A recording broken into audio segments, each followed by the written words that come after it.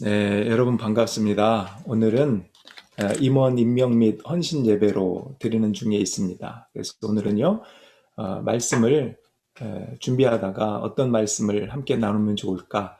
간단한 말씀이면서도 또 핵심이 되는 말씀이 예수님은 우리의 기초석이다, 모퉁이 돌이다, 머릿돌이다, 뭐 이런 단어들이 있습니다. 그래서 내게 그분은 디딤돌인가 아니면 걸림돌인가? 이러한 질문을 던집니다. 여러분들이 이제 우리가 시리즈로 계속 말씀을 나누고 있는데 우선 4절로 6절까지 오늘은 이제 4절로 10절까지거든요. 그 중에 먼저 4절로 6절까지 말씀을 보겠습니다. 제가 한번 천천히 읽을 테니까요. 여러분들이 따라오십시오.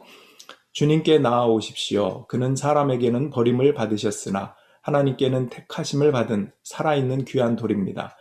살아있는 돌과 같은 존재로서 여러분도 집 짓는 데 사용되어 신령한 집이 됩니다. 그래서 여러분은 예수 그리스도로 말미암아 하나님께서 기쁘게 받으실 신령한 제사를 드리는 거룩한 제사장이 되십니다. 성경에 이런 말씀이 있습니다. 보아라, 내가 골라낸 귀한 모퉁이 돌 하나를 시온에 둔다. 그를 믿는 사람 결코 부끄러움을 당하지 않을 것이다. 여기에 보면 살아있는 돌 또는 산돌 이렇게 표현하죠. 살아있는 돌이라는 것은 왜 살아있는 돌이라고 하냐면 여러 가지 역사적인 배경도 있지만 이 문맥 자체로 보면 예수님은 고난받고 십자가에 돌아가셨지만 살아나셨잖아요. 부활로 힘입어 살아나셨기 때문에 예수님을 돌로 비유했을 때 살아있는 돌이다, 산돌이다 이렇게 표현합니다. 그뿐 아니라 그 살아있는 돌을 기초로 해서 집들이 지어지는데 그 집들이 지어지는 것은 지체된 예수 그리스도를 머리로 하고 그분의 지체된 그래서 몸을 이루는 우리가 교회로서 하나님의 영적인 몸을 신령하게 이루어 간다 이런 이야기를 합니다. 역사적으로는 여기도 베드로가 성경에 그 구약 성경의 말씀을 인용한 것이 보아라 내가 골라낸 귀한 모퉁이 돌 하나를 시온에 둔다. 그를 믿는 사람은 결코 부끄러움을 당하지 않을 것이다. 이런 말씀이 있습니다. 모퉁이 돌이라고 했는데 그 이스라엘 백성들은 모퉁이 돌 하면 감이 딱 옵니다. 근데 우리는 잘 감이 안 오죠. 건축자들의 버린 돌이 모퉁이 돌이 되고 머릿돌이 되었다. 이런 말씀도 우리가 기억할 텐데 이게 도대체 무슨 뜻이야? 그래서 제가 사진 하나 두 개를 준비했어요. 한번 보여주시면 간단한 것인데요. 자, 여러분 이게 모퉁이 돌이에요. 뭔가 감이 오십니까? 엄청 크죠? 튼튼하고 기초석이 됩니다. 그 이스라엘에서는 건축법상 그 과거에 모퉁이 머릿돌을 건물을 지을 때 표준으로 먼저 딱 세워둡니다. 크고 큼직하고 정방형의 그 사각형의 그 돌을 딱 놓고 그 다음에 좌우로 쌓아갑니다. 그 위에도 쌓아갑니다. 그래서 이 모퉁이 돌은 어쩌면 표준이 되고 가장 튼튼한 주춧돌이 되는 것입니다. 이제 이스라엘 백성들 이렇게 건물을 지을 때 그랬다는 것이죠. 그런 역사적인 전통적인 것 때문에 성경에서는 예수님을 이런 주춧돌, 기초돌, 모퉁이돌, 또 모퉁이돌에 함께 머릿돌 이렇게 표현을 했다는 것입니다. 이것이 기준이기 때문에 어쩌면 예수 그리스도를 기준으로 삼지 않고 쌓아 올린 모든 것들, 모든 신앙의 공력들, 행위들 이런 것들은 무너지게 된다는 것입니다. 그래서 그분을 기초로 해서 좌우로 위로 잘 쌓아야 된다. 신약으로 가면 이것을 그리스도의 몸, 지체된 우리가 함께 신령한 집을 쌓는 이런 교회의 모형으로 설명이 되기도 합니다. 성경에는 시편 118편이라든지 누가복음이라든지 사도행전 4장, 에베소서 2장 이런 곳에 이런 말씀들이 다 나옵니다. 예수님은 건축자들이 버린 돌로서 진모퉁이의 머릿돌이 되신 분입니다. 이 말은 하찮게 여겨졌던 돌인데 결국은 하나님이 보시기에 가장 귀한 기초가 되는 돌이 되셨다. 그분 안에서 그분이 돌아가실 때 고난받고 십자가에 돌아가실 때는 모든 사람들이 조롱하고 메시아라더니 이게 뭐야 허무하게 이렇게 죽는 거야? 그랬는데 그분께서 살리셔서 부활의 주님으로 오늘날 우리 안에 계시고 우리를 한 교회로 묶는 메시아가 되셨다. 보잘것없는 것이 진리가 되셨다. 그런 면에서 이런 비유가 사용되고 있다는 것입니다. 또 다니엘서에 보면 이 돌에 대해서 이런 표현이 나옵니다. 아마 설명을 하면 여러분들이 아실 텐데요. 바벨론의 느부갓네살 왕이 꿈을 꿉니다. 그때 다니엘이 그 꿈을 해석을 해주는데 꿈에서 신상을 봅니다. 뭐 금으로 되고 은으로 되고 굴이 동으로 되고 철로 되고 어떤 데는 철과 진흙으로 되고 이런 큰 신상을 보는데 마지막에 어떤 것이 등장하냐면 뜬 돌 혹은 뜨인 돌, 손에 닿지 않는 돌, 뭐 이렇게 표현을 합니다. 그래서 그 돌이 날아와서 신상을 부셔버려요. 그것이 영원한 하나님 나라를 세울 돌, 이렇게 표현되거든요. 그것이 예수님에게 이루어진 것입니다. 로마 시대를 지나서 그 돌이 와서 이제 역사적으로 영원한 하나님 나라를 세우신 것으로 그렇게 성취가 된다는 것입니다. 자, 우리 그 다음 한번 보여주실래요? 사진 하나 더 있는데요. 여기에 보면 조금 이해하기 쉽게, 이렇게 보면 조금 더 이해가 쉽죠. 뭔가 십자가 모형으로 이렇게 해서 그 양 옆으로 위로 쌓아지는구나. 가장 튼튼하고 기초가 되고 표준이 되는 돌, 예수 그리스도이구나. 아, 그분을 기초돌로 디딤돌로 해서 우리는 쌓아져 나가는구나. 우리의 모든 삶, 우리의 생명, 우리의 비전, 우리의 소망, 우리의 모든 것들이 그분 안에 잘 구성되어져 있는가, 이런 것들을 돌아보게 하는 그림입니다. 자, 그 다음에 우리 7절, 8절도 읽어보겠습니다.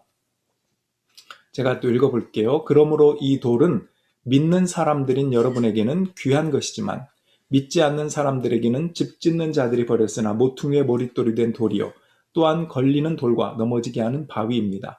그들이 걸려서 넘어지는 것은 말씀을 순종하지 않기 때문이며 또한 그렇게 되도록 정해놓으셨기 때문입니다. 이 돌은 믿는 자들에게 귀한 것이다. 그러나 믿지 않는 자들에게는 걸리는 돌, 넘어지게 하는 걸림돌이 된다. 이런 표현이죠. 로마서 9장 같은 데에도 걸림돌에 걸려 넘어졌다는 그런 표현이 나오는데, 왜냐하면 그 당시 어떤 유대인들은 율법을 귀하게 여겨서, 물론 율법의 정신을 귀하게 여기지 않고 율법주의에 빠졌었습니다. 그런 율법을 귀하게 여겼을 때 사도 바울이 믿음으로 율법을 완성하는 그런 차원이 아니고 너희들은 율법주의에 빠져서 다른 사람을 정죄하고 그것으로 구원받을 수 있다고 착각하는구나 하는 그런 면에서 이런 단어를 사용합니다. 예수 그리스도의 십자가, 예수님의 행하신 일들을 통해서 그걸 받아들이는 믿음으로 구원받는 게 아니라 너희들은 너희들이 착한 일을 하고 어떤 율법적인 행위를 통해서 인정을 받고 그러한 어쩌면 교만으로 가는 그러한 것을 행함으로 구원받았다고 말하는구나. 그것은 오히려 하나님의 은혜가 걸림돌이 되는구나. 이런 차원에서 이야기했다는 것입니다.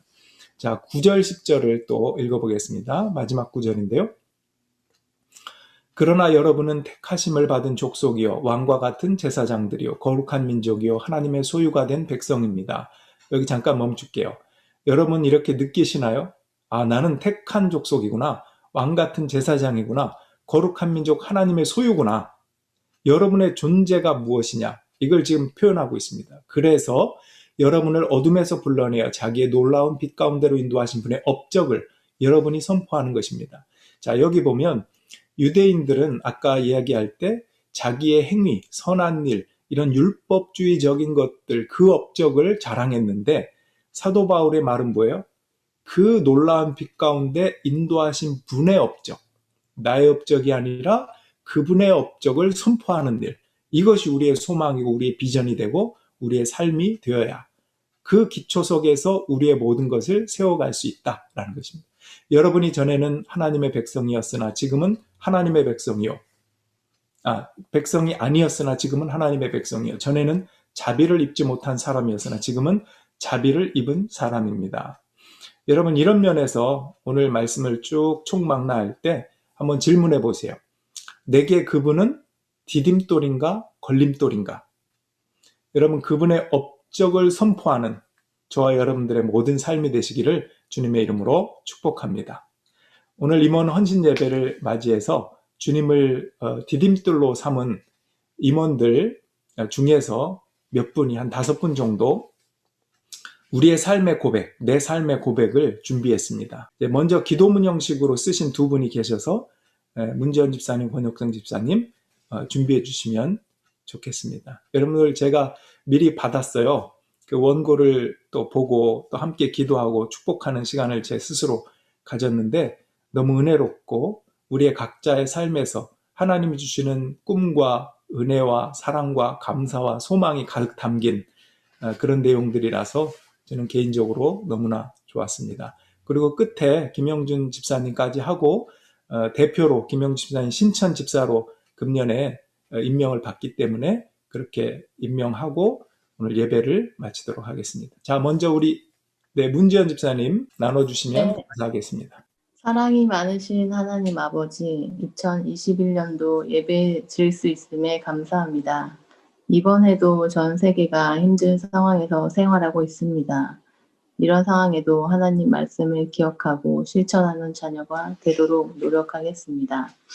저는 목사님 설교 중에 왜 기뻐하는가라는 주제로 말씀을 해주실 때 베드로전서 3장 15절 말씀, 너희 마음에 그리스도를 주로 삼아 거룩하게 하고 너희 속에 있는 소망에 관한 이유를 묻는 자에게는 대답할 것을 항상 준비하되 온유와 두려움을 하고, 이 구절을 읽고 제가 해야 하는 일과 해야 할 일과 내 마음속에 있는 소망이 무엇인지 생각하고 그 소망에 관한 이유를 묻는 자에게 대답할 것을 준비하되 온유와 두려움, gentleness and respect를 가지고 준비하겠다라고 다짐하게 되었습니다.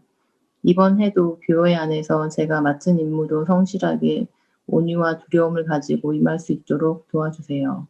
목사님 가족과 교회 식구들의 건강을 지켜주세요. 주만을 믿고 의지하면서 교만하지 않고 담대하게 이 거친 세상을 살 수 있기를 바라봅니다. 이 모든 말씀 우리 주 예수 그리스도의 이름으로 기도드렸습니다. 아멘. 아멘. 네, 고맙습니다. 우리 문지연 집사님이 이렇게 첫 스타트를 끊어주셨는데 너무나 가슴이 따뜻해지는 그런 기도문이었던 것 같습니다. 그래서 저는 특별히 우리 집사님이 소망에 관한 이유를 묻는 자에게 대답할 것을 준비하겠다. 특별히 어떻게 온유한 마음으로 또 리스펙트하는 마음으로 그렇게 하겠다. 아마 그 말씀이 와닿은 데에는 여러 가지 마음의 도전과 하나님 주신 은혜가 있을 거라고 생각합니다. 우리 모두 같은 마음이고요.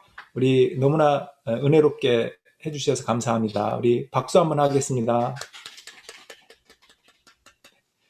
자, 우리 다음은 권혁동 집사님 기도문 형식으로 써주셨는데 우리 권혁동 집사님 준비되셨나요?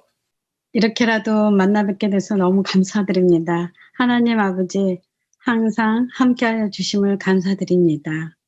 2020년은 저뿐만 아니라 모두에게 잊지 못할 어려움을 감당할 수 있는 힘을 주신 것을 감사드립니다. 지나가 보니 비대면이 많은 것을 깨닫게 해준 시간이었습니다. 무엇보다 둘이 사는 남편과 소통할 수 있어서 기뻤습니다. 예전에는 불통이었습니다. 같이 살아도 서로가 다름을 이해하지 못했습니다. 가장 가까운 가족과 어려울 때 주 안에서 같은 생각을 하고 대화할 수 있음에 감사드립니다. 세상은 서로 맞는 말로 서로를 죽이고 있습니다. 종교와 정치를 핑계 삼아 수용하는 것을 가로막고 소통이 안 됩니다. 하지만 복음은 수용하고 살리는 것임을 더욱 실감합니다. 앞으로도 굳건히 믿음을 지킬 수 있게 우리와 함께 하시는 예수님의 이름으로 기도합니다. 아멘. 네, 아멘. 가장 가까운 가족과 어려운 때 주 안에서 같은 생각을 하고 대화할 수 있다는 것이 감사하다. 그러면서 살짝 말씀하셨죠. 전에는 불통이었다고. 참 불통일 때 우리가 참 힘들죠. 너무 힘든데 관계적인 회복이 있고 코로나 기간에 또 어려움들이 있지만 그래도 하나님께서 주시는 은혜도 또 각별한 것 같습니다. 나눠주셔서 감사합니다. 우리 격려하며 박수 한번 할까요? 네, 우리 이제 서인원 집사님, 추현욱 집사님, 김영준 집사님 이렇게 순서대로 하도록 하겠습니다. 우리 서인원 집사님 네, 나와 계시죠? 네, 안녕하세요. 저는 이번에 요한일서 3장 16절, 그가 우리를 위하여 목숨을 버리셨으니 우리가 이로써 사랑을 알고 우리도 형제들을 위하여 목숨을 버리는 것이 마땅하니라. 아멘. 제가 올해 받은 성경 말씀입니다. 이 말씀을 받은 1월 1일 밤, 왜 나에게 이 말씀을 주셨지? 올해가 내 생의 마지막 해인가? 하는 불안한 마음에 잠자리에 들었던 기억이 나네요. 혹시라도 제가 위험한 곳을 가든지 위험한 행동을 하려거든 말려주세요. 네. 목숨을 내어준 사랑을 받은 저희 또한 목숨을 내어주는 사랑을 하는 것이 마땅하다라는 의미로 받아들여집니다. 현실적으로는 누군가를 위해서 목숨을 내어주는 일이 쉽지 않습니다. 그런 사랑보다는 사람들은 관계 속에서 오히려 오해와 불신으로 서로 원망하는 모습을 더 자주 보이게 됩니다. 이러한 인간의 본성을 너무나도 잘 아시기 때문에 독생자를 내어주시며 그 사랑을 깨닫게 하시고 이 또한 하나님 안에서 해결되고 이루어질 수 있는 일이라는 것을 알게 해주시는 것 같습니다. 문득 학창 시절에 접하게 됐던 책이 생각나네요. 소설가 조창인의 가시고기라는 책인데요. 이 책을 읽는 내내 소매로 눈물을 닦으며 제발 실화바탕이 아니기를 바랬던 기억이 납니다. 자기 목숨을 내어주는 정말 슬프고도 아름다운 사랑 이야기인데요. 다시 한번 읽어보고 싶어졌습니다. 이번 해에는 누군가를 사랑할 수 있는 제 용량을 더 넓혀가는 한 해가 될 것 같습니다. 네, 나눠주셔서 감사합니다. 사실 여기에 보면 그가 우리를 위하여 목숨을 버리셨으니 우리가 이로써 사랑을 알고 우리도 형제를 위하여 목숨을 버리는 것이 마땅하다. 서현원 집사님이 이 말씀을 뽑으시고 마음이 어쩌면 철렁했다고 하는 게 이해가 되긴 합니다. 이거 뭐 나 어떻게 되는 거 아닌가? 형제를 위하여 내가 죽어야 되는 거 아닌가? 근데 사실 돌아보면 우리의 어떤 물리적인 목숨이기도 하겠지만 우리가 누군가를 사랑한다고 할 때는 내가 죽어야 되는 부분이 많은 것 같아요. 내 자존심도 죽어야 되고, 뭐, 내 성질, 또 내 고집, 이런 것들이 많이 죽어야 되는데, 화도 죽어야 되고, 예수님은 그 모든 것들을 다 죽이시면서 우리에게 맞추시는 사랑을 하셨다는 마음이 듭니다. 상대를 배려하고 사랑한다고는 하지만 결국 내 만족이고 또 내가 원하는 고집으로 그렇게 할 때가 많아요. 그것이 우리의 죄인된 모습인데 그런 면에서 용량을 넓혀가는 저와 또 우리 집사님과 우리 모든 교우들이 되었으면 좋겠다 이런 생각이 듭니다. 나눠주셔서 감사합니다. 우리 박수로 격려하겠습니다. 네, 우리 그 다음은 이제 추현욱 집사님인데요. 추현욱 집사님 후에 잠깐 우리 김지연 청년이 같이 나와 있는데 제가 짧게 부탁을 좀 드렸더니 흔쾌히 좀 나누겠다고 얘기해 주셔서 감사합니다. 먼저 추현욱 집사님 나눠주시고 그 다음에 김지연 청년 이어가도록 하겠습니다. 네, 추현욱 집사님. 저의 말씀 카드는 무지개가 구름 사이에 있으리니 내가 보고 나 하나님과 모든 육체를 가진 땅의 모든 생물 사이에 영원한 언약을 기억하리라. 창세기 9장 16절이었습니다. 어쩜 이렇게 제게 딱 맞는 말씀을 주셨는지 깊이 묵상하였으며 저의 활동의 의욕을 고취할 수 있었습니다. 현재 저는 육아와 살림을 제외하면 나머지 시간에 기후 생태 활동에 전력하고 있습니다. 우리 세대가 변화해야만 영속할 수 있는 위기를 인식했기 때문입니다. 저는 미래를 알면서 포기하고 심판만 기다리고 있을 수는 없었습니다. 인류는 안주하고 사회 구조는 변하지 않지만 그래도 희망을 품어야만 했습니다. 그렇지 않았다면 가시화된 재앙적 미래 때문에 우울과 절망 속에서 살 것입니다. 희망은 바로 구름 사이의 무지개를 모르고 있다는 것이었습니다. 사람들이 아직 모르지만 한번 알게 된다면 우리는 변화할 것이며 그것을 알리고 인지하게 하는 것이 제가 할 일이라는 사명감이 들었습니다. 이제는 그날을 믿으며 한 단계 더욱 나아간 인류가 되기 위해서 하나님의 사랑과 은혜로 모든 생물을 위해서 살아갈 것입니다. 또한 이 모든 것을 해나가는 과정에서 이곳에서 헌신할 수 있게 해주심에 감사드립니다. 아멘. 아멘. 네, 이 말씀이 노아에게 하나님이 주신 약속의 말씀이죠. 홍수로 심판하신 후에 또 새로운 한 줄기의 빛과 같은 무지개, 그 소망을 주셔서 오늘도 돌아보면 좀 비슷한 부분이 있는 것 같아요. 코로나19로 인해서 물론 인류가 멸망한 건 아니지만 굉장한 위기의식을 갖게 되었고 우리가 이대로는 안 되겠다. 뭐 환경, 생태계, 기후 다 마찬가지죠. 우리가 앞으로 코로나 이후가 끝나면 이제 경제를 살리겠다고 많이들 일어날 텐데 그 경제 회복이라는 것이 어쩌면 과거와 같은 무분별한 물질주의에 빠진 경제 회복 차원이 아니라 뭔가 우리 인류가 공생하고 모든 생물과 함께 할 수 있는, 특별히 여기에 적어놓은 대로 하나님의 사랑과 은혜로 모든 생물을 위해 살아갈 것입니다. 이 고백이 참 와닿았어요. 그런 마음으로 경제도 정치도 문화도 우리의 모든 삶과 이러한 행동들, 이런 것들이 달라졌으면 좋겠다. 이런 희망을, 이런 변화를 꿈꾸게 되는 것 같습니다. 귀한 나눔 감사합니다. 우리 격려하면서 박수하겠습니다. 네.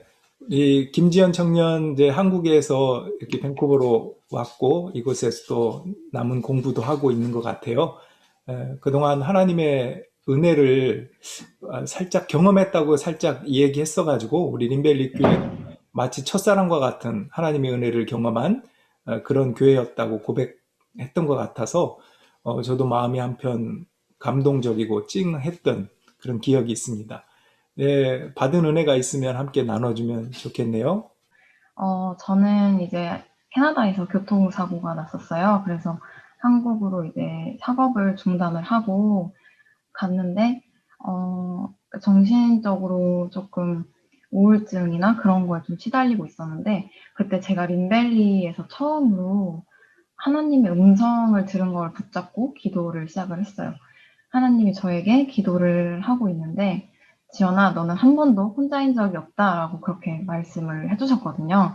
그래서 그때부터 저는 사실 부끄럽지만 성경을 이제 한 번도 제대로 읽어본 적이 없었어요. 근데 코로나 때문에 이제 집에 있을 시간이 너무나 많기도 했고, 그래서 성경을 이제 필사를 하기 시작했는데, 처음 필사를 하기 시작한 성경이 이제 요한복음이었어요. 그래서 오늘 목사님의 말씀대로 저한테 이렇게 모퉁이 돌이 되어주시는 그런 역할을 하셨던 것 같고, 뭐 그 요한복음을 읽으면서 제가 얼마나 사랑을 받고 있는 사람이고, 또 얼마나 많은 죄를 지었는지 다시 한번 깨닫게 됐습니다. 그리고 제가 이번 연도에 새로 받은 말씀은 여호수아 1장 5절 말씀인데요. 내 평생에 너를 능히 대적할 자가 없으리니 내가 모세와 함께 있던 것과 같이 너와 함께 있을 것이니라. 내가 너를 떠나지 아니하며 버리지 아니하리니 라는 말씀입니다. 저는 항상 제가 좀 우울하거나 힘들거나 좀 하나님과 멀어지는 느낌이 들 때는 항상 이 말씀을 기억하고 하나님이 저한테 처음으로 들려주셨던 음성을 기억하면서 죄를 짓고 스스로 죄를 짓는다고 생각을 해도 그래도 항상 제 옆에 있다는 거를 항상 마음속에 새기면서 살아왔고 그리고 또 살아가고 싶습니다. 여기까지입니다. 네, 고맙습니다. 아니, 원고를 준비하지 않았지만, 뭐 앞에 뭐 있는 것처럼 너무나 잘 얘기해줬고, 네, 저희에게도 큰 감동과 은혜가 되었습니다. 감사합니다. 우리 격려하겠습니다. 네, 고맙습니다. 우리, 네, 김영준 지사님 얘기해 주시면 좋겠습니다. 저는 린벨리 한인교회를 12년 다니면서 많은 행복한 일과 힘든 일을 겪어왔습니다. 이 시간을 통해서 리더십에 대해서 배웠고 지금 되돌아 생각하면 처음에 리더의 자리를 맡았기 때에는 어린 마음에 다른 사람들에게 상처를 줬던 것 같고 저도 많은 상처를 받기도 하였습니다. 하지만 이런 경험을 통해 사람의 마음을 움직일 수 있다는 건 내가 아니라 주님밖에 없다는 걸 깨닫고 제 욕심과 마음을 내려놓는 방법을 배우면서 성장한 것 같습니다. 이것이 주님이 원하신 길이 아닐까 생각합니다. 주님께서 린벨리 한인교회 통해 이 가르침을 저에게 주신 거라고 믿습니다. 이제는 제가 린벨리 한인교회 집사로서 더욱더 겸손하고 제 자신을 되돌아보며 반성과 회개하는 성도가 되려 노력하겠습니다. 요한계시록의 3장 12절에 이 말씀이 있습니다. 이기는 자는 내 하나님 성전의 기둥이 되게 하리니 그가 결코 다시 나가지 아니하리라. 내가 하나님의 이름과 하나님의 성 곧 하늘에서 내 하나님께로부터 내려오는 새 예루살렘의 이름과 나의 새 이름을 그의 위에 기록하리라. 앞으로도 많은 시험과 시련이 있더라도 주님을 믿고 제가 이기면서 저도 린베리 한인교회의 기둥이 되어 주님의 일을 하는 성도가 되리라 믿습니다. 귀 있는 자는 성령이 교회들에게 하시는 말씀을 들을지어다. 이게 요한계시록 3장 13절 바로 다음에 있는 말씀입니다. 감사합니다. 네, 고맙습니다. 우리 박수로 격려할까요? 네. 여러분들의 보내준 글을 제가 갖고 있고 먼저 읽으면서 참 여러 가지 생각들과 마음이 있었어요. 참 은혜롭고 좋다. 또 한편으로는 그 세포가 깨어나는 듯한 그런 느낌을 받기도 했고요. 또 오늘 이렇게 즉흥적으로 김지현 청년도 나눠줬는데 조금 헤매도 괜찮아. 책 쓴 대로 우리 하나님이 I'll be with you, 내가 너와 함께 있을 거야 라고 약속하신 대로 어떤 순간 언제 어디서 무엇을 하든지 그분이 기초석이 되고 모퉁이 돌이 되어서 그 옆에 손을 잡고 너는 내 옆에 이렇게 함께 하시겠다고 할 때 무슨 일을 하든지 주님이 함께 하실 거라고 믿고요. 오늘 문지연 집사님, 또 권혁동 집사님, 성인원 집사님, 또 주현욱 집사님, 김영준 집사님까지 은혜롭게 잘 나눠주셔서 감사합니다. 이제는 교회의 머리가 되시고 모퉁이돌 기초석이 되시는 예수 그리스도의 은혜와 하나님 아버지의 크고 깊은 사랑하심과 성령님의 하나님을 하나님 되게 우리를 우리 되게 우리의 모든 삶에 지혜를 갖고 사랑하며 살게 부르신 그 역사가 오늘 임원 임명 헌신 예배를 통해서 하나님 앞에 감사드리고 은혜 받은 것들을 고백하고 또 함께 그 사랑을 축복하고 또 사명 가지고 살기로 다짐하는 사랑하는 교우들 머리머리 위에 그들의 가정과 자녀들 위에 교회 위에 이제부터 영원히 함께 하시기를 간절히 축원하옵나이다. 아멘.